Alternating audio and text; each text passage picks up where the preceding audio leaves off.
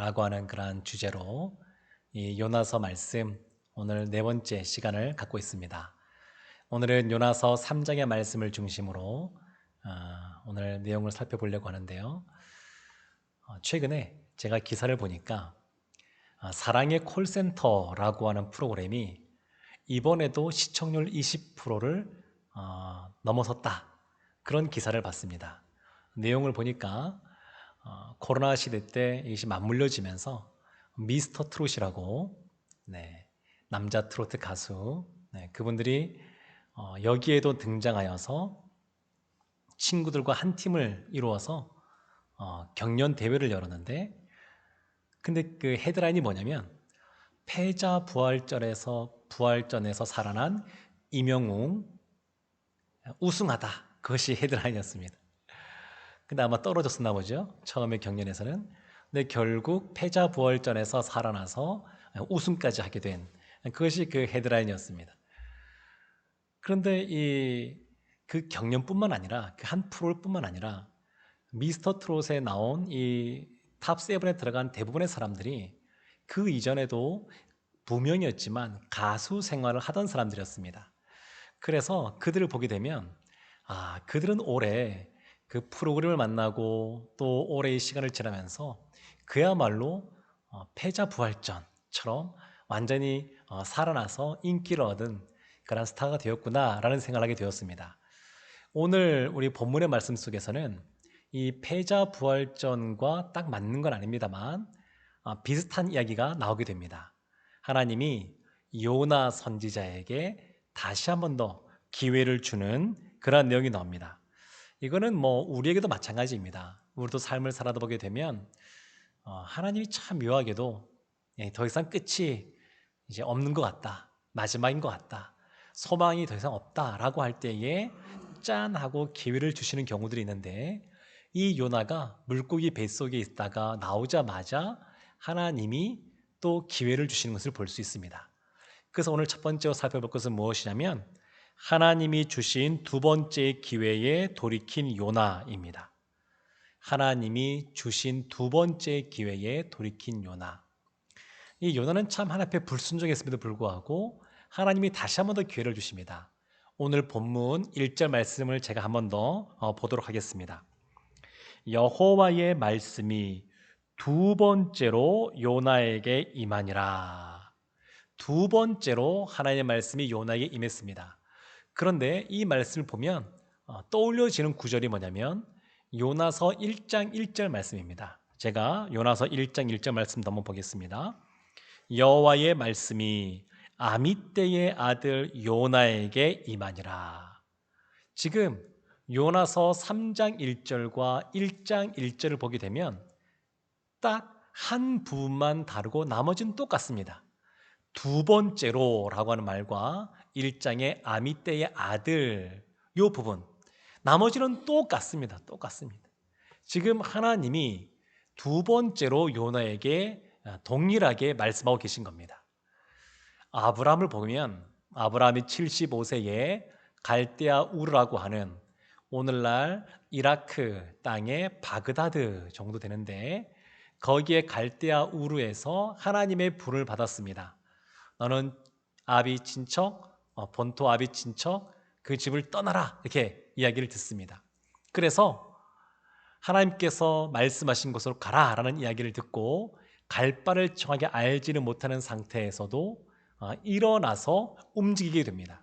그런데 한 번에 바로 하나님의 말씀에 순종해서 다 간 것이 아니라 중간에 하란이라고 하는 곳에서 멈추게 됩니다. 그래서 거기에 주저앉습니다. 이 아브라함이 하나님의 말씀이 두 번째로 아브라함에게 임합니다. 너는 거기에서 일어나라. 그래서 하나님이 말씀하신 첫 번째 말씀하신 그 가나안 땅으로 이 아브라함이 이동하는 것을 볼 수 있습니다.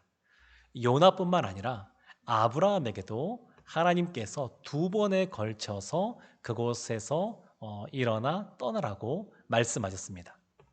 신약 시대 보게 되면 예수님의 제자 중에 수제자인 베드로가 있지 않습니까? 그 베드로는 3년 동안 예수님을 따라다녔음에도 불구하고 마지막 예수님이 잡히시기 전날 잡히시는 밤이죠. 그 전날 성만찬 할 때에 그때까지만 하더라도 저는 다른 사람은 예수님을 부인할지 몰라도 저는 결코 예수님을 부인하지 않겠습니다. 이렇게 했지만 다가오기 전에 3번 예수님을 부인하게 되었고, 그리고 예수님이 십자가에 달려 들어가실 때 도망을 치고 말았습니다. 근데 이런 베드로도 예수님이 부활하신 이후에 찾아가셨습니다. 그러니까 하나님은 우리에게 한 번 말씀하셔서 듣지 않으면 또 한 번 찾아오셔서 기회를 주시고 말씀하기도 하십니다. 아브라함도 그랬고 베드로도 그랬고 지금 요나도 그렇습니다. 그러면 하나님이 찾아오셔서 이 요나에게 무슨 말씀을 하셨냐면, 오늘 본문 2절, 3장 2절 말씀을 보겠습니다. 일어나 저 큰 성읍 니느웨로 가서 내가 내게 명한 말을 그들에게 선포하라 하신지라. 일어나라, 가서 선포하라, 이렇게 말했습니다. 이것은 1장 2절 말씀과도 연결되어지는데, 요나서 1장 2절에 이렇게 나와 있습니다. 너는 일어나 저 큰 성읍 니느웨로 가서 그것을 향하여 외치라. 일어나 가서 외치라. 지금 3장 2절의 말씀과 1장 2절의 말씀이 똑같습니다. 일어나라, 가라. 3장에서는 선포하라, 1장에서는 외치라 그러는데, 이 성경 원본이라고 할 수 있는 히브리어를 보게 되면 똑같은 단어입니다. 이게 한글 성경은 선포하라, 외치라로 다르게 번역을 했지만 동일한 단어입니다. 그러니까 하나님께서 요나에게 첫 번째 말씀하셨던 내용과 두 번째 말씀하셨던 내용이 동일한 겁니다. 동일한 것. 일어나라 라고 하는 것은 이제는 새롭게 시작하라, 그런 뜻이고요. 가라 라고 하는 것은 하나님이 말씀하신, 하나님이 명확하게 가야 될 목표와 길을 보여주셨다라는 것을 의미하고요. 선포하라, 외치라 라고 하는 것은 하나님이 이미 그 요나에게 무슨 말을 해야 될지 그 입에 주셨습니다. 그리고 그 말을 외치는 것이 요나의 사명입니다. 요나에게 새롭게 일어나서 내가 보여주는 곳으로 가서 거기에서 하나님이 주신 사명을 감당해라. 그 뜻이 2절의 말씀인 것을 볼 수 있습니다. 그 놀라운 것은 뭐냐면, 하나님은 반복해서 동일하게 말씀하시는데 놀라운 것은 3절입니다. 3절 말씀을 제가 보겠습니다. 요나서 3장 3절. 요나가 여호와의 말씀대로 일어나서 니느웨로 가니라. 니느웨는 사흘 동안 걸을 만큼 하나님 앞에 큰 성읍이더라. 여호와의 말씀대로, 요나가 여호와의 말씀대로 일어나 순종하고 있습니다. 1장에서는 하나님의 말씀이 주어지니까 다시스로 도망을 치고 말하는데, 그 요나가 지금 3장에서는 하나님 말씀에 순종하고 하나님의 사역에 동력하는 모습을 볼 수 있습니다. 하나님의 말씀대로, 여호와의 말씀대로 일어나서 이 요나가 가게 됩니다. 이 첫 번째 하나님의 말씀이 있어지고 두 번째 하나님의 말씀이 주어질 때에 요나의 태도가 불순종에서 순종으로 바뀌게 되었는데, 그 사이에 무슨 일이 있었느냐? 요나서 2장에 우리가 살펴봤지만 요나가 물고기 뱃속에 들어갔었습니다. 요나가 하나님으로부터 도망치던 것에서 하나님 말씀에 순종하고 하나님 말씀대로 이제 동력하는, 하나님 나라의 일에 동력하는 사람이 됐을 때 그 사이에 고난이라고 하는 것, 물고기 뱃속에서 마치 죽을 것과 같은 그러한 죽음을 경험한 것, 그것이 있었습니다. 이러한 고난과 또 죽진 않았지만 죽을 수 있는 그러한 상황 속에 처해지는 어려움 속에서 요나가 변모하게 된 겁니다. 시편 119편 67절에 이런 말씀이 있습니다. 고난 당하기 전에는 내가 그릇 행하였더니 이제는 주의 말씀을 지키나이다. 고난 당하기 전에는 그릇 행하였다는 얘기니까, 고난을 당한 이후에는 하나님 말씀대로, 하나님의 말씀에 바르게 믿음으로 순종하는 삶을 살았다라고 이 시편의 기자가 고백하고 있습니다. 하나님의 말씀이 바뀐 것이 아닙니다. 하나님의 말씀은 여전히 동일합니다. 바뀐 것은 뭐냐면 요나입니다. 요나.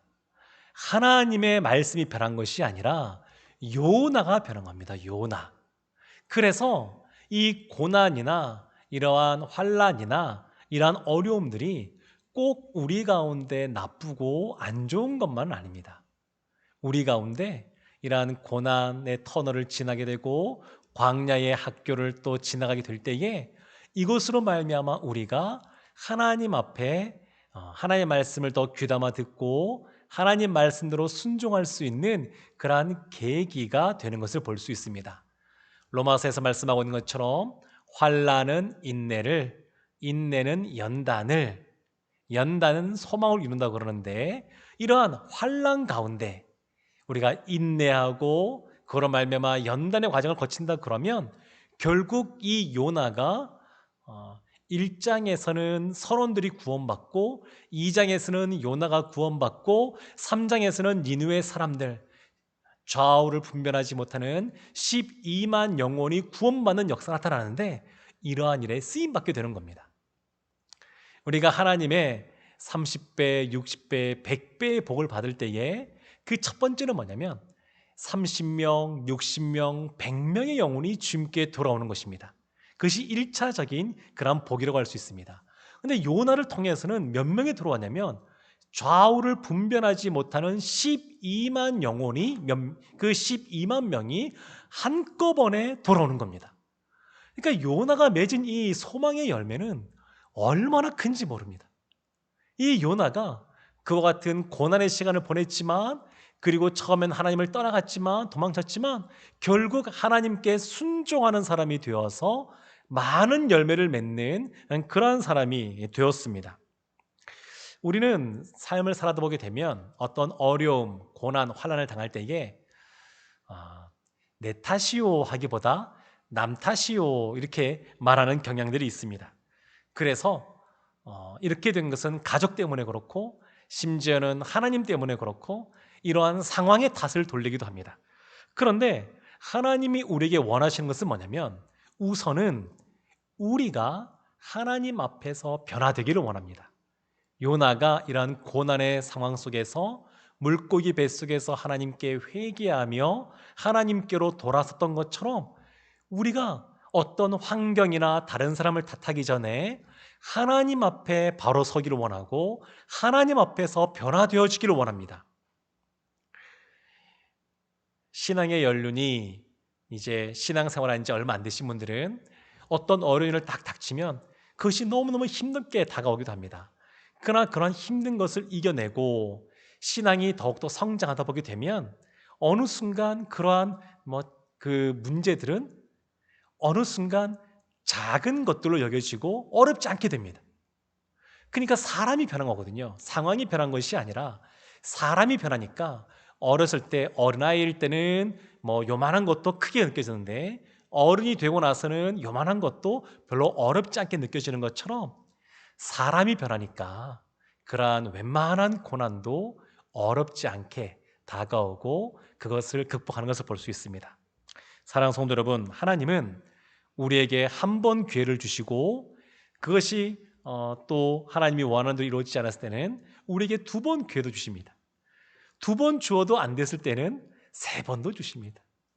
하나님은 우리를 결코 포기하지 않으십니다. 하나님은 결코 우리를 내버려 두지 않으십니다. 지속적으로 이렇게 찾아오셔서 요나에게 말씀하시는 것처럼 말씀하시고 우리에게 사명을 주시고 우리를 이끌어 가시는 줄로 믿습니다. 이 요나는 하나님이 주신 2번째 기회에 돌이키고 그 기회를 잡았습니다. 2번째는 뭐냐면 절반만 돌이킨 요나입니다. 절반만 돌이킨 요나. 요나가 물고기 뱃속에서 하나님께 회개의 기도를 했는데 엄밀한 의미에서는 그 회개는 절반의 회개였습니다. 다시스로 도망한 것에 대해서 니느웨에 가서 말씀을 선포하지 않은 것에 대해서 아주 구체적으로 기도하진 않았습니다. 그래서 이러한 회개를 절반의 회개다 이렇게 말할 수가 있습니다. 그런데 요나의 순종도 보게 되면 절반의 순종이라고 볼 수 있습니다. 굉장히 아쉬움이 남는 부분이긴 한데 요나는 어떤 사람이냐면 그냥 한마디로 말하면 아주 고집스러운 사람이라고 할 수 있습니다. 그냥 고집쟁이와 같습니다. 자기 고집이 있어요. 마치 구약 성경에 야곱, 하나님의 사자와 씨름하던 이 야곱을 보는 것 같고, 신약 시대에 예수 믿는 사람을 앞장서서 잡으러 다녔던 회심 전에 사도 바울을 보는 것 같습니다. 마치 그런 사람 같습니다. 이 요나가. 근데 이 요나는 또 어떤 사람이냐면 아주 용감한 사람이기도 합니다. 아주 담대한 사람이기도 합니다. 이 적국 니느웨에 가서 그곳에 가서 담대하게 너희들이 40일이 지나면 무너진다 이렇게 선포할 만큼 아주 강심장인 사람이기도 했습니다.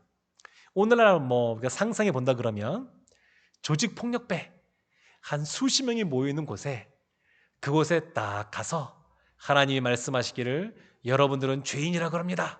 회개하세요 라고 외치는 것과 비슷하다고 할 수 있습니다. 그런데 그냥 수십 명이 아니라 이런 사람이 적군이 12만 명, 좌우를 분별하지 못하는 사람만 12만 명, 어마어마한 숫자, 이러한 숫자가 있는 곳에 가서 외쳤으니까 이 담대함, 용기도 있는 사람이었고, 그리고 자기 고집도 있는 사람이 이 요나인 것을 볼 수 있습니다. 오늘 본문 4절 말씀, 요나서 3장 4절에 이렇게 말씀이 기록되어 있습니다. 요나가 그 성읍에 들어가서 하루 동안 다니며 외쳐 이르되 40일이 지나면 니느웨가 무너지리라 하였더니, 이 니느웨 성은 큰 성입니다. 큰 성. 그래서 3일 길을 다녀야 됩니다. 그런데 요나가 얼마 동안 이것을 외쳤냐면 하루만 외쳤습니다. 하나님의 말씀을 하루만 외쳤습니다. 거기다가 외친 내용이 뭐냐면 40일이 지나면 니느웨가 무너지리라. 이 한 문장입니다. 40일이 지나면 니느웨가 무너지리라. 5단어입니다. 5단어. 히브리어로도 5단어만 기록되어 있습니다. 굉장히 심플합니다. 단순합니다. 40일이 지나면 니느웨가 무너지리라. 심플해서 되게 강력한 건 있지만 그러나 이것은 굉장한 아쉬움이 있습니다. 왜냐하면 하나님은 북이스라엘이나 남유다가 멸망할 즈음에 그들로 하여금 회개하고 돌이키라고 많은 선지자들을 보내셨습니다. 너희들이 이렇게 하면 망한다. 하나님의 심판을 받는다. 그런데 그 안에는 무엇이 있는 거냐면 그들이 돌이키기를 원하시는 하나님의 마음이 있습니다. 그리고 실제로 그들이 회개하면 하나님이 심판을 거두십니다. 이것이 하나님의 마음입니다. 하나님이 니느웨를 향하여서도 그와 같은 마음이 있었습니다. 이 뒤에 있는 요나서 4장의 말씀을 보게 되면 하나님은 이 12만 그 영혼에 대해서 한 영혼 한 영혼을 사랑하시고 그들이 돌아오기를 원하시고 그들이 돌아올 때에 기뻐하셨습니다. 이것이 하나님의 마음입니다. 그런데 이 요나가 이러한 하나님의 마음을 아마도 의도적으로 뺀 것 같습니다. 그래서 경고의 메시지 40일이 지나면 너희 니느웨가 무너지라 요만만 하고 그 뒤에 그러므로 너희는 회개하고 돌이키라 하나님께 돌이키라 이 말을 빼버린 겁니다. 심판과 경고의 메시지만 하고 이 회개와 회복의 메시지는 빼버린 겁니다. 이 요나는 보게 되면 하나님이 두 번째 기회를 주셔서 물고기 뱃속에 있다가 다시 살아나게 되었고 하나님의 말씀을 들었습니다. 첫 번째 말씀을 들었을 때는 이 요나가 도망을 쳤지만 두 번째는 이 요나가 도망치지 않고 즉시 하나님의 말씀에 순종합니다. 그런데 여기에 대해서 반론을 제기하지 않고 즉시 순종하는데 아마도 물고기 뱃속에서 나온 이후에 니느웨까지 가는 길이 꽤 멀거든요. 니느웨가 오늘날로 한다 그러면 이라크 땅 북부에 그 모술이라고 하는 지역이 있는데 티그리스 강 바로 그 왼쪽에 있습니다. 이 모술이 서쪽에 있습니다. 그런데 그 강 바로 건너편에 니느웨라는 성이 있습니다. 지금은 무너져서 유적만 남아 있는데 그 니느웨라고 하는 곳까지 꽤 먼 거리입니다. 걸어서 가야 되니까. 아마 이 요나가 무슨 생각을 했을까? 이쪽 마음에서는 하나님의 말씀에 순종해야지. 물고기 뱃속에 있으면서 내가 회개했는데 하나님 말씀을 거역할 수는 없지. 이런 마음이 한쪽 마음이 있었을 것이고, 한쪽 마음에는 여전히 니느웨는 우리나라, 이 이스라엘의 이 대적 국가, 적국이고, 그리고 본인 마음에도 이방인인 이들은 하나님께 돌아오지 않았으면 좋겠고, 그리고 이 니느웨, 이 아수르가 회심하고 돌이키면 오히려 그들의 나라가 강성해져서 우리나라를 더 힘들게 할 수도 있는데 라고 하는 마음의 갈등이 있었던 것 같습니다. 하나의 말씀을 순종해야 되면서도 한편으로는 본인의 그 생각도 꺾고 싶지 않은 이 마음이 아마 그 가운데 가득했던 것 같습니다. 그래서 그 길을 걸어가면서 아마 이 요나가 하나의 꾀를 낸 것 같습니다. 꾀. 하나 이렇게 번뜩이는 생각이죠. 그것이 뭐냐면, 하나님의 말씀을 선포하긴 하지만 그러나 니느웨가 멸망했으면 좋겠다는 생각을 가지고 하나님의 말씀을 절반만 전하는 겁니다. 절반만. 그것도 40일이 지나면 무너지니까 40일 동안 다니면서 선포해야 되는데 그렇게 하지 않고, 아니면 적어도 3일이라도 다니면서 선포해야 되는데 그렇게 하지 않고 단 하루만 선포하고 마는 겁니다. 이 요나의 마음속에 그런 마음이 있는 겁니다. 이 신앙을 가지고 있으면서도 하나님 말씀에 순종하지 않는 경우들이 있는데 왜 그럴까 생각해 보게 되면, 일단은 하나님의 말씀을 잘 몰라서 그런 경우가 있습니다. 하나님이 어떤 분이신지, 하나님이 우리가 무엇을 하기 원하시는지 잘 몰라서 하나님의 뜻대로 살아가지 못하는 경우들이 있습니다. 이런 경우에는 하나님의 말씀을 잘 보고 읽고 배우고 들으면 됩니다. 묵상하면서 늘 우리가 하나님 어떤 분이신가 초점을 맞추는데 그게 하나님께 초점을 맞추면 됩니다. 그리고 그 하나님이 어떤 분이신지 알아가면 됩니다. 또 하나 어떤 경우냐면, 하나님의 말씀은 알겠는데 어떤 식으로 표현하면 고정관념 같은 것이 있습니다. 다른 식으로 표현하면 알량한 자존심 같은 게 있습니다. 그래서 다른 거는 하나님을 내가 사랑하고 하나님 말씀에 순종하겠는데 이것만큼은 못하겠습니다 라고 하는 것이 있을 수가 있습니다. 우리가 믿음이라고 할 때에 그 믿음의 영역을 1부터 100까지 있다라고 우리 가정해 볼 때에, 우리의 믿음이 성숙하다라고 할 때 그것은 1부터 100까지 모두가 다 성숙해야 되지만 실제로는 그렇지가 않고, 예를 들면 1부터 90까지만 성숙하고 나머지 10가지는 부족한 부분이 있을 수 있습니다. 근데 주님께서는 이러한 부족한 10가지에 대해서도 그리스도의 장성한 분량에 이르기까지 성장하라고 또 그렇게 되기를 원하시고 사도 바울도 권면하는 것을 볼 수 있습니다. 요나를 보니까, 우리 오늘 요나서를 보면 요나가 마치 믿음이 없는 사람 같고 연약한 사람 같고 그렇게 보여줄 수 있지만 요나는 원래 그런 사람이 아닙니다. 믿음이 있는 사람이고, 그리고 하나님의 선지자입니다. 말씀을 잘 알고 있습니다. 비록 이방인 또 적국인 니느웨를 향하여 그들이 구원받기를 원하시는 아버지의 마음에 대해서는 연약한 부분이 있지만, 잘 모르고 받아들이지 못하는 부족한 부분이 있지만, 다른 부분에서는 굉장히 믿음이 성숙한 사람이라고 볼 수 있습니다.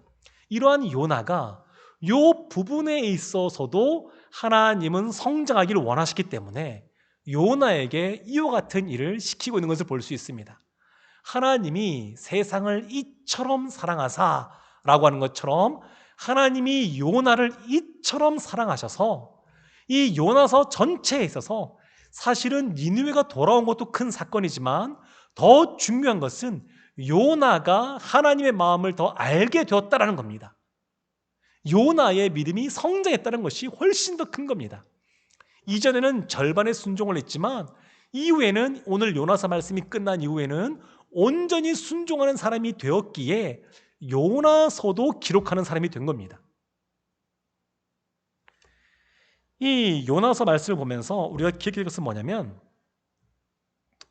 우리는 흔히 이 메신저, 무엇인가 선포하고 말씀을 전하는 메신저에 집중하기 쉽지만, 또 그렇게 전하는 사람은 본인이 드러나기를 원하지만 그것이 중요한 것이 아니라 메시지가 드러나야 됩니다. 설교자가 드러나는 것이 아니라 설교 내용, 하나님의 말씀이 드러나야 됩니다. 더불어서 그 메시지의 주인공인 주님이 드러나야 됩니다. 오늘 이 말씀을 통하여서도 마찬가지입니다. 하나님이 우리에게 하시는 말씀이 부각이 되어줘야 되고, 더 중요한 것은 그 말씀을 하시는 하나님이 드러나야 됩니다. 하나님. 이 요나는 거기에 있어서 부족한 부분이 있었습니다. 하나님의 말씀을 온전히 선포해야 되는 그런 선지자였음에도 불구하고 메신저, 본인의 그런 마음의 상태, 본인의 어떤 자존심, 이것이 더 크게 작용을 했었습니다. 그래서 절반의 회개와 절반의 순종은 이것 자체도 너무 귀하고 아름다운 것이긴 합니다만, 그러나 어떤 면에서는 위험성을 갖고 있습니다. 왜냐하면 절반만 회개해도 괜찮겠거니, 절반만 순종해도 이 정도만 해도 괜찮지라고 마음의 위안을 얻을 수 있기 때문에 그렇습니다. 하나님이 원하시는 것은 온전한 순종입니다. 온전하게 돌이키기 원합니다. 하나님은 우리에게 그것을 원하십니다. 사랑하는 성도 여러분, 요나는 절반만 돌이켰지만, 절반만 순종했지만, 우리 새순의 모든 성도님들은 하나님께 온전하게 순종하시는 믿음의 장성한 분량에 이르시는 모든 분들 되기를 주님의 이름으로 축원합니다. 아멘. 세 번째 있습니다. 세 번째는 하나님이 주신 기회에 즉시 돌이킨 니느웨입니다. 하나님이 주신 기회에 즉시 돌이킨 니느웨. 4절 말씀을 보게 되면, 요나서 3장 4절 말씀을 보면 이렇게 나와 있습니다. 요나가 그 성읍에 들어가서 하루 동안 다니며 외쳐 이르되 40일이 지나면 니느웨가 무너지리라. 이 말씀을 보면서 이 니느웨가 이 간단한 말씀을 듣고 돌이키게 됩니다. 돌이킬 때에 어떤 과정을 거쳤냐면, 회개의 과정을 거쳤냐면 5절 말씀 보면 이렇게 나와 있습니다.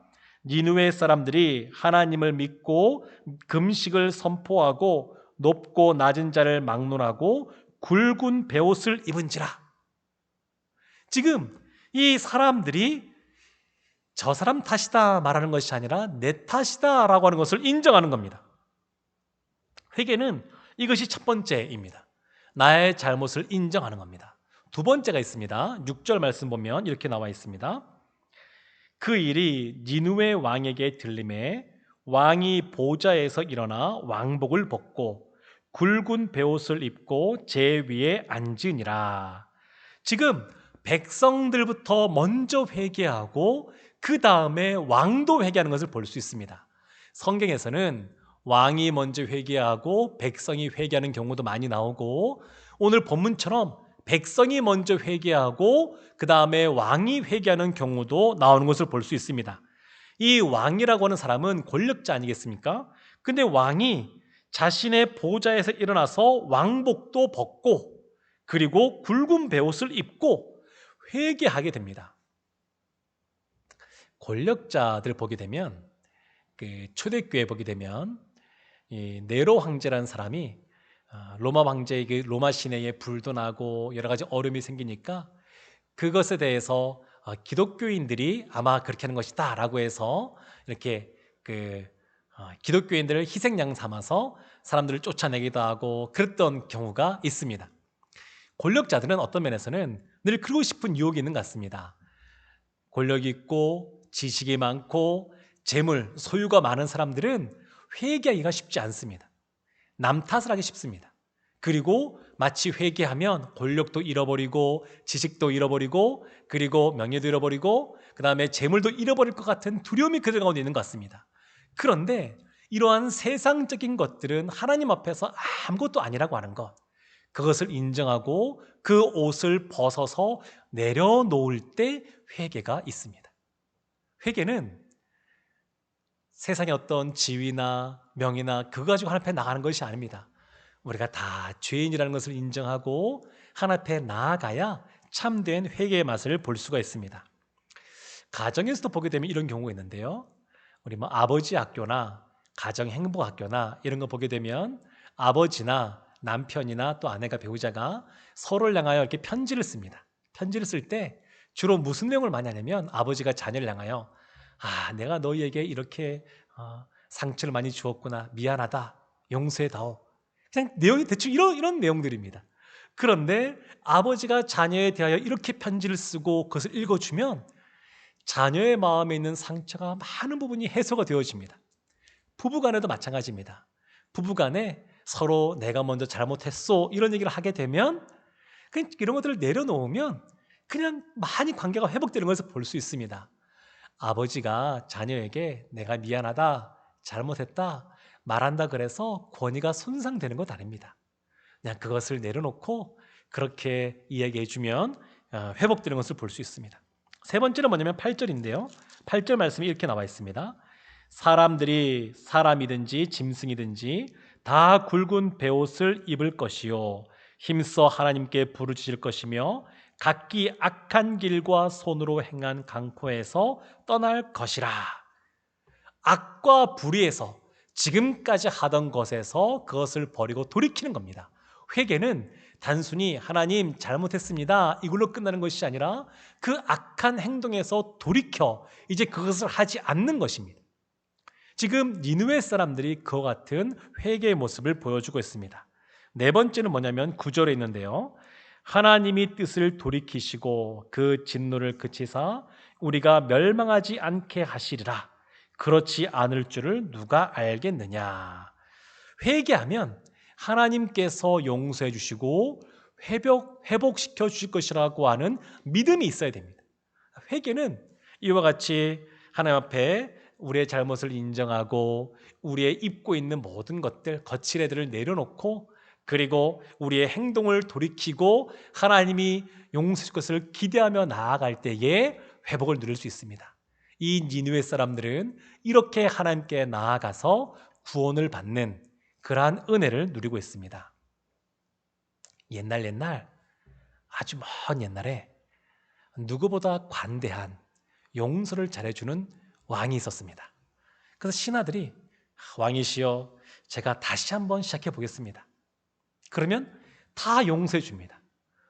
근데 그 모든 그러한 신하들을 다 용서해 주시는데 딱 한 신하만 용서를 받지 못했다 그럽니다. 그 신하는 이렇게 생각한 겁니다. 내가 잘못한 게 뭐가 있어? 상황이 그런 걸 어쩔 수 없었지. 그래서 왕에게 용서를 구하지 못해서 용서도 못 받고 다시 기회도 얻지 못하는 그러한 이야기가 전설처럼 전해진다 그럽니다. 그런데 이 니느웨 사람들과 더불어서 이스라엘 사람들을 우리가 생각해 보아야 됩니다. 이스라엘 사람들은 하나님을 먼저 알았고 하나님의 말씀을 받았고 하나님의 사랑을 많이 받은 사람들이었습니다. 이 니느웨 사람들이 회개하는 걸 통하여서 하나님은 사실 또 누구에게 말씀하고 계신 거냐면 이 이스라엘 사람들에게 말씀하고 있는 겁니다. 그들이 돌이키기를 원하는 겁니다. 하나님께 나오기를 원합니다. 지금 한 신하가 왕에게 왕이시여 나를 용서해 주소서라고 얘기하지 않았기 때문에 다시 회복을 경험하지 못했던 것처럼 이스라엘이 회개하지 않기 때문에 지금 회복을 누리지 못하고 있는 것입니다. 그래서 하나님은 이 이스라엘 양을 그렇게 되기를 원하시는 겁니다. 그래서 어떠한 사람이 부흥을 경험하느냐, 어떠한 사람이 하나님의 심판 가운데 거하느냐, 그 기준은 회개에 있습니다. 회개를 했느냐, 하지 않았느냐. 여기에 따라서 부흥을 경험하느냐, 그렇지 못하느냐 갈리는 것을 볼 수 있습니다. 부흥은 어떤 한 사람 한 사람 부흥을 경험하기도 하지만 성경에서는 집단적으로 공동체적으로 하나님께 돌아오는 것들이 수도 없이 많이 기록되어 있습니다. 지금 니느웨도 그와 같은 겁니다. 하나님의 은혜와 부흥을 경험하는데 공동체적으로 그것을 경험하고 있습니다. 이 니느웨는 하나님이 기회를 주실 때에 즉시 그 기회를 붙잡고 회개하고 순종함으로 하나님의 은혜를 누렸습니다. 말씀을 마치고자 합니다. 우리가 컴퓨터를 사용하다 보게 되면 갑자기 무엇인가 오류가 나서 그냥 이렇게 뭔가 사용을 못하게 될 때가 있습니다. 그러면 컴퓨터를 잘 아시는 분들은 뭐 방법이 있는지 모르겠는데 저 같은 사람들은 하는 것이 있습니다. 그것은 뭐냐면 컴퓨터에 있는 리셋 버튼을 누르는 겁니다. 리셋 버튼을 누르면 다시 컴퓨터가 처음부터 다시 가동이 됩니다. 다시 작동이 됩니다. 우리의 삶 속에 무엇인가 걸린 것 같고 무엇인가 평탄하지 못한 것 같고 어려움이 있는 것 같고 난관이 있는 것 같다 그러면 우리도 이러한 리셋 버튼을 눌러야 됩니다. 근데 이 리셋 버튼이 뭐냐면 우리 신앙인들에게는 회개입니다. 회개의 리셋 버튼을 누르면 하나님이 다시 우리를 회복시켜 주십니다. 사랑하는 성도 여러분, 여러 가지 어려운 일들이 많이 있습니다. 우리 한국교회 생각해도 참 어려움이 많이 있습니다. 그러나 우리가 이러한 회개의 리셋 버튼을 누른다 그러면 하나님께서 다시 우리를 회복시켜 주실 것이고, 그리고 우리가 이렇게만 가는 것이 아니라 하나님의 은혜 가운데 다시 우리가 만나서 예배드릴 날이 오게 될 것입니다. 다시 우리 한국교회가 춤추며 부흥을 경험하는 날이 오게 될 것입니다. 그렇게 됩니다. 그래서 그 날이 우리가 올 것을 기대함으로 우리가 하나님 앞에 회개하며 나아가는, 그래 하나님이 주시는 은혜와 복을 받아 누려서 이번 한 주간도 승리하는 삶을 살아가시는 여러분들 되시기를 주님의 이름으로 축원합니다. 아멘. 기도하겠습니다.